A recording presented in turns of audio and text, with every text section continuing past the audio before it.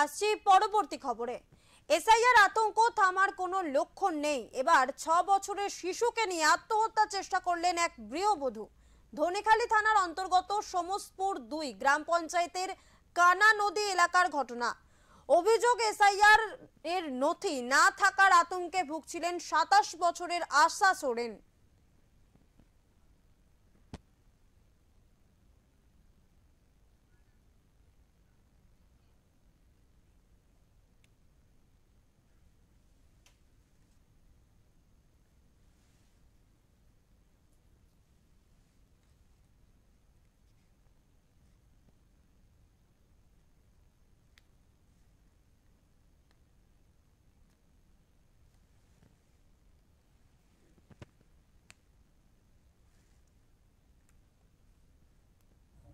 তাড়াতাড়ি এসো।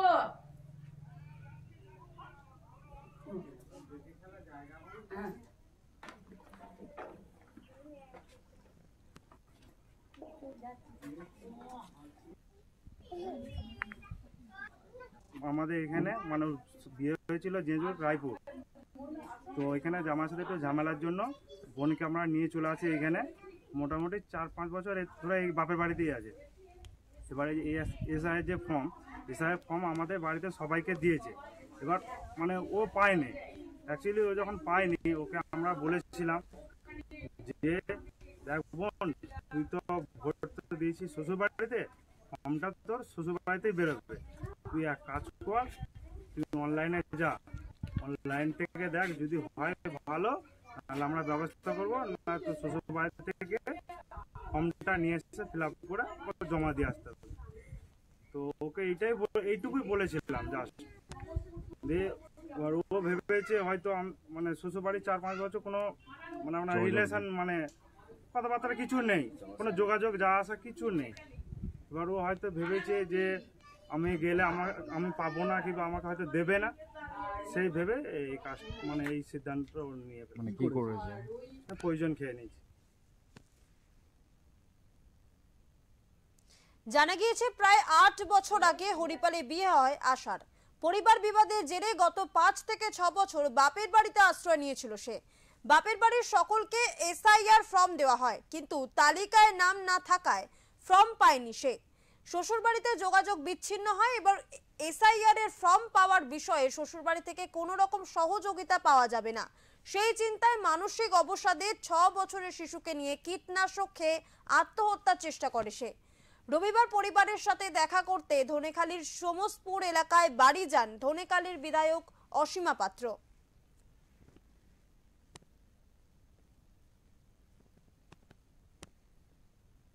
বাবা তাড়াতাড়ি এসো। তো নিজে ভুগে যে কোনো মৃত্যুটা কি ওরা এখন এসআইআর আতঙ্ক বলে চালাচ্ছে। এর আগে কারো ডায়রিয়া হয়ে মৃত্যু হলে, কারো স্ট্রোক হয়ে মৃত্যু হলে, তো এবং রোড অ্যাক্সিডেন্টে মৃত্যু হলেও শাসক দল বলছে যে এসআইআর আতঙ্কে। তো এসআইআর ভূত শাসক দলকে তাড়া করছে, সেই ভূতের ভয়ে তারা ভুলভাল বকছে।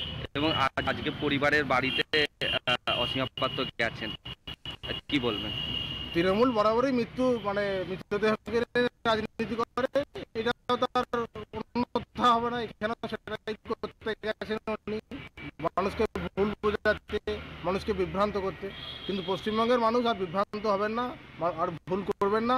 26শে বিসর্জন অবসানভাবী, সেটা বুঝে গিয়ে শাসক দল আজকে মাঠে নেমেছে এবং মৃত্যুদেহ নিয়ে রাজনীতি করছে। এসআইআর নিয়ে যে আগে মানে 2002 সালে এসআইআর হয়েছিল 3 বছর ধরে, 3 বছর লেগেছিল। কিন্তু এটা 2025-এ এসআইআর মানে হঠাৎ 2 মাস 3 মাসের মধ্যে এসআইআর কমপ্লিট করতে হবে।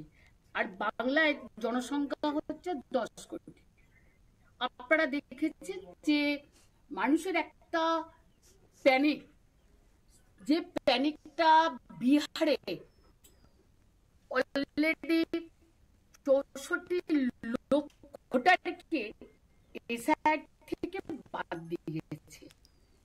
আমি দেখেছেন প্রত্যেকটা মিটিংয়ে, মিছিলে, প্রত্যেকটা জায়গায় একটা কথা বলছি যে বিজেপি নেতারা যেভাবে আজকে একটা বার্তা ছড়াচ্ছে সবাইকে বাংলাদেশে পাঠিয়ে দেবো, যার কাগজ নেই তাদের বাংলাদেশে পাঠিয়ে দেবো, এই যে প্যানিকটা, এই প্যানিকটা সারা বাংলা জুড়ে দেখছেন যেভাবে আত্মহত্যা করছে।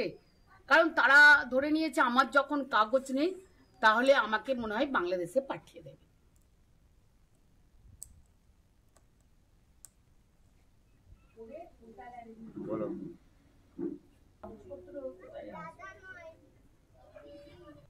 বাবা তাড়াতাড়ি এসো।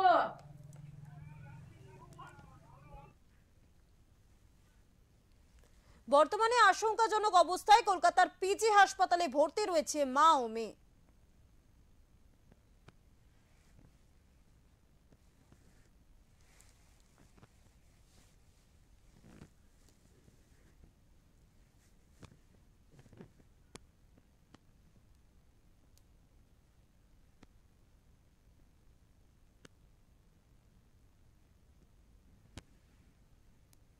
তাড়াতাড়ি এসো।